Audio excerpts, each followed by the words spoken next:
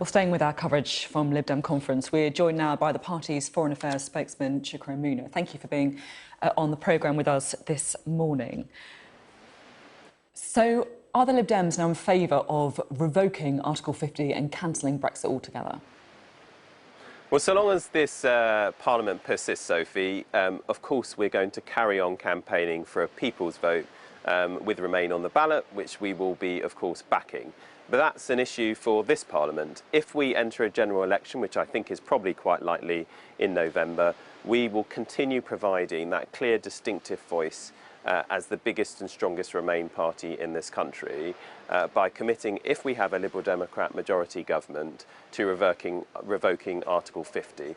We believe that a victory in an election like that would give us a clear democratic mandate to do that, and it would thankfully bring an end to the chaos that we have seen swiftly, so we can actually focus on the big issues this country is facing. How do we properly fund our NHS? How do we build a fairer, more equal society and transform our dysfunctional economy?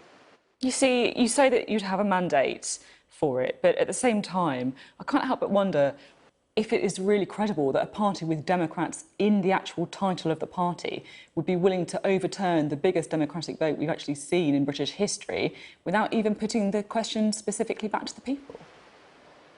Well, look, we actually want to see Parliament functioning, so that's why you have seen this party arguing against the shutdown and prorogation of Parliament. That's what it is to be democratic.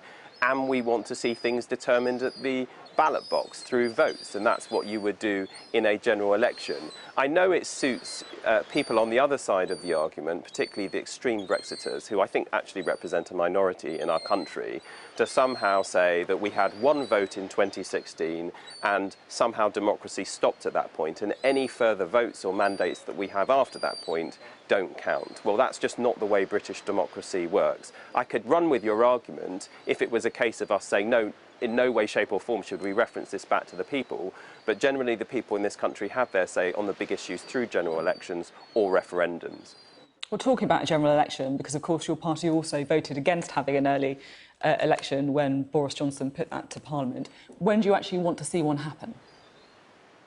Once we have secured the extension to Article 50, which is now provided through the Ben Act of Parliament, and once that comes into effect and we can be absolutely sure that there is no risk that in holding a general election this country falls off a cliff, then fine, let's go ahead and have that general election and see if we can resolve some of the mess we've seen created by the big two parties in British politics. Look, I think something fundamentally is going on right here, Sophie. I was campaigning in the cities of London and Westminster with our team there. I'm our candidate there in the general election, and I was going to areas which it's unheard of to think would vote anything other than Conservative, where we see a collapse in the Conservative vote. And that's because we are seeing right now a reconfiguration of British politics. It's interesting that you are going to be fighting the seat of cities of London and Westminster, currently held, of course, by the Conservatives. When I last interviewed you on the show, we did it in Streatham, where you were formerly an MP, and you said, "This is the community I'm from and I grew up in. This is my community, my family is here, so why would I leave it?" Why would you leave it? Well, no one has an indefinite right to represent a constituency in perpetuity, and I'm, of course, sad to be leaving Streatham. To be clear, this was my decision. We actually had a fantastic candidate in Helen Thompson in Streatham, who'd already led a very strong European election campaign earlier this year in the constituency, which saw the Liberal Democrats win comfortably, taking 7 of the 8 wards.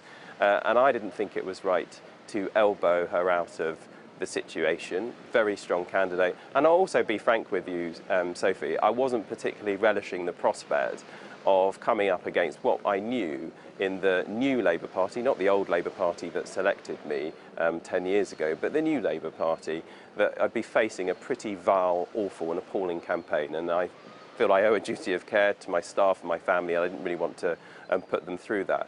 But also we see, of course, the cities of London and Westminster isn't just a symbol nationally, it is a global symbol of open, international, liberal values. And it is currently represented by a Member of Parliament who failed to vote to block no deal and who represents a party which has basically become a right-wing populist nationalist party. I mean, what you saw with the ejection of 21 Conservative MPs, including Sam Gyimah, who we are incredibly happy to now have in the Liberal Democrats, wasn't just an ejection of, heavyweight, substantial individuals who command respect across the House of Commons. You actually saw the ejection of an entire tradition, the one nation Disraeli tradition, from the Conservative Party. That was a message saying to them, there's no longer a home for you. A party like that cannot possibly adequately represent an international, global community like that we find in the cities of London and Westminster. You mentioned Sam Gyimah there. He, of course, has now become the 18th Lib Dem MP. You've seen defections from the Labour Party, people such as yourselves, and also from the Conservative Party. Is there a risk that the only thing that unites you is your desire to try and stop Brexit? No, look, it's much more than that. And I think people, misunderstanding what's going on here. Yes, Remain Leave is indicative of whether you want the UK to continue to be a member of the European Union, but it's about much more than that. It's indicative of holding a set of liberal, international, open values, where you believe in multilateral cooperation, countries working together to improve the lots of their people. You believe in the rule of law. You believe in upholding human rights. That is the new divide now, between, frankly, socially liberal, internationalists, and, on the other hand, authoritarian social conservatives, which you see increasingly the Tory party representing in this country. So I actually think British politics now is less class-based than it once was, and it's actually less left-right. It's actually more about whether you're liberal or authoritarian. And the authoritarian part of the politics here is represented by the Conservative Party, and the clue is in the name of the Liberal Democrats. We are the biggest and strongest Remain party, but it's really about championing and defending liberal values. Well, let's talk about liberal values, shall we? Because one of the defectors was Philip Lee, former Conservative MP. In 2017, he abstained on a vote on equal marriage. The year after, he proposed that immigrants coming to settle in Britain should have to first prove they don't have HIV. Is that someone you're comfortable with being in the same party? Well, you'll have to ask Philip about that. All I know, he's a former GP, very well respected across the House of Commons. His heart beats in a liberal direction.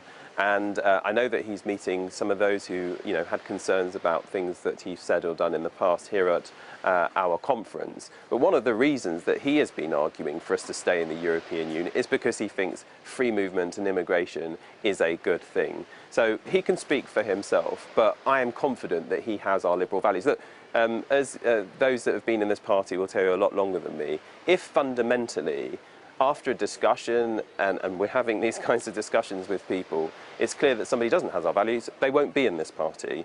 But he clearly does, and that's why he is a Liberal Democrat Member of Parliament. So do you think that abstaining on a vote on equal marriage demonstrates the liberal values? Well, he supports equal marriage, and that's what matters right now. I mean, look, you can go and look into what people have said and done in the past. I've been pretty critical of what my party has done in the past in coalition government. Of course, Philip was part of that coalition government. But I'm confident, looking at what has happened, particularly under Jo Swinson's leadership, that things change, and this party has changed, which is, and changed for the better, reference to the same values. But that's why people are flocking to us, not just members of Parliament. We've got over 120,000 members now. There is an energy, an enthusiasm, an optimism, positivity here, which I have to say I haven't experienced elsewhere. And just a quick final thought, because we are a little bit pressed for time now. If there is an election, we think will be sooner rather than later, would the Lib Dems be prepared to go into coalition again?